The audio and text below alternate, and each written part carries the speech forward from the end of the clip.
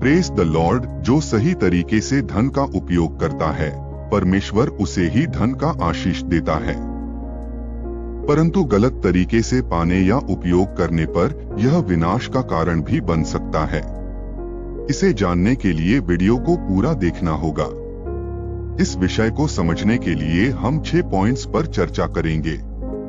तो चलिए वीडियो को शुरू करते हैं। सबसे पहला पॉइंट है परिश्रम और निष्ठा। प्रियो, बाइबल में स्पष्ट रूप से कहा गया है कि परिश्रम और निष्ठा धन प्राप्त करने का एक प्रमुख मार्ग है। नीतिवचन 10:4 में लिखा है, जो हाथ कंजूस होता है वह निर्धन होता है, परंतु जो हाथ परिश्रमी होते हैं वह धनवान होता है।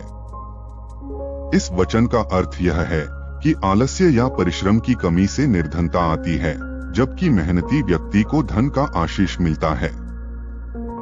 ईश्वर चाहता है कि हम अपने कार्यों में ईमानदार और मेहनती हों। ऐसे व्यक्ति को ही परमेश्वर धन का आशीष देता है। कुछ लोग ऐसे भी होते हैं जो बिना मेहनत के प्रभु के भरोसे बैठे रहते हैं कि प्रभु उनको धन का आशीष देगा।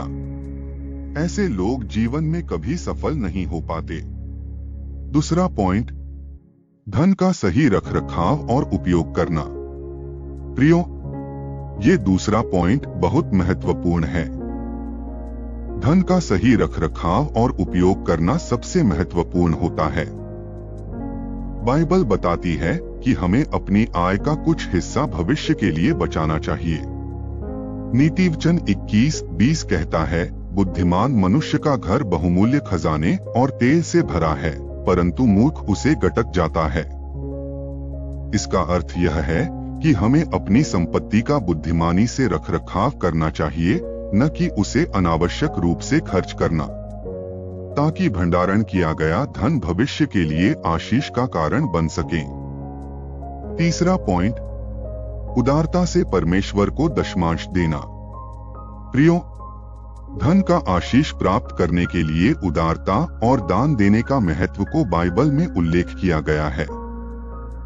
मलाकी 3:10 में लिखा है, तुम सारे दशमांश भंडार में ले आओ कि मेरे भवन में अन्न हो। और सेनाओं का यहोवा यह कहता है कि ऐसा करके मुझे परखो कि मैं तुम्हारे लिए आकाश के झरोखे खोलकर आशीष की वर्षा करता हूँ या नहीं। प्रियो, इस वचन में बहुत बड़ी शिक्षा है कि जब हम अपनी आय का एक हिस्सा परमेश्वर को लौटाते हैं तो वह हमारी हर आवश्यकताओं को पूरा करता है, क्योंकि परमेश्वर हमारे मन को जांचता है कि मेरे बच्चे मुझसे कितना प्यार करते हैं। परमेश्वर निर्धन नहीं है कि हम उसे दशमांश दे, बल्कि वह तो धन का दाता है। चौथा पॉइंट, धन के लालच से बचना। प्रियो, बाइबल हमें धन की लालसा अर्थात लालच से बचने की चेतावनी देती है, क्योंकि पहला तीमुथियुस 6:10 में लिखा है, क्योंकि रुपए का लोभ सब बुराइयों की जड़ है, जिसे प्राप्त करने की इच्छा में बहुत लोगों ने विश्वास से भटककर अपने आप को अनेक दुखों से छलनी कर लिया है। इस वचन से यह स्पष्ट होता है कि जब धन को सर्वोच्च प्राथमिकता दी जाती है और इसे हम अपने जीवन में पहला स्थान बना लेते हैं, तो यह विनाश का कारण बनता है। बाइबल धन को एक साधन के रूप में देखती है, क्योंकि इसे हम जरूरत के हिसाब से इस्तेमाल करना है। धन का आशीष उस व्यक्ति को मिलता है जो अपने जीवन में धन को नहीं बल्कि परमेश्वर को पहला स्थान देता है। अक्सर इंसान धनवान बनने के बाद ईश्वर को भूल जाता है और सिर्फ धन को पूजने लग जाता है। ऐसा करना परमेश्वर को धोखा देना है, क्योंकि परमेश्वर ही धन का दाता है। परमेश्वर जिसे देना जानता है, उसी प्रकार उसे लेना भी जानता है। इसीलिए ऐसा गलती कभी मत करना। पांचवा पॉइंट, धन को सही तरीके से अर्जित करना। प्रियो, धन प्राप्त करने के लिए सही सोच और सही नियत के साथ प्राप्त करना चाहिए, न कि हम किसी व्यक्ति को धोखा देकर धन कमाएं, क्योंकि बाइबल अन्यायपूर्ण या अनैतिक तरीकों से धन प्राप्त करने की निंदा करती है।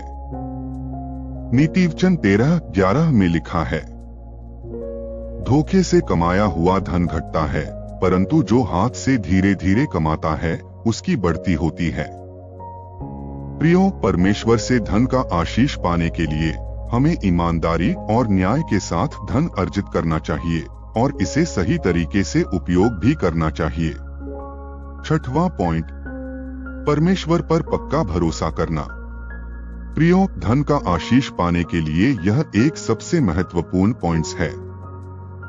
हमें परमेश्वर पर पूर्ण रूप से विश्वास रखना चाहिए, क्योंकि मत्ती 6:33 में लिखा है, पहले तुम उसके राज्य और उसकी धार्मिकता की खोज करो तो ये सब वस्तुएं तुम्हें मिल जाएंगी। प्रियो, जब हम परमेश्वर को अपने जीवन में प्राथमिकता देते हैं और उसके राज्य के लिए काम करते हैं तो वह हमारी सभी आवश्यकताओं को पूरा करता है। परमेश्वर पर भरोसा हमें अनावश्यक चिंता और लालच से बचाता है और वह हमें अपने समय पर धन प्राप्त करने का आशीष देता है। आइए हम प्रार्थना करेंगे कि हर एक मसीही व्यक्ति जो इस संदेश को सुना है उसके जीवन में कभी धन की कमी न हो। परमेश्वर उनके हर आवश्यकताओं को पूरा करेगा।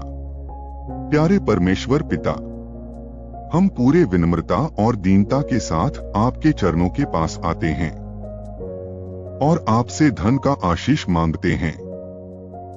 हमें अपने जीवन में सुख समृद्धि और धन की आवश्यकता है ताकि हम आपका सेवा कर सकें और अपने परिवार की जरूरतों को भी पूरा कर सकें।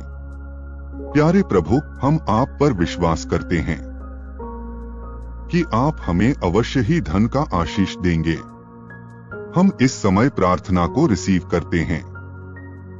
प्रभु जी, हम आपके बच्चे हैं। हमारे जीवन से गरीबी को मिटा और हमें इस योग्य बना कि हमारा परिवार खुशहाल हो, जिससे हम आपको हृदय से धन्यवाद दे सके।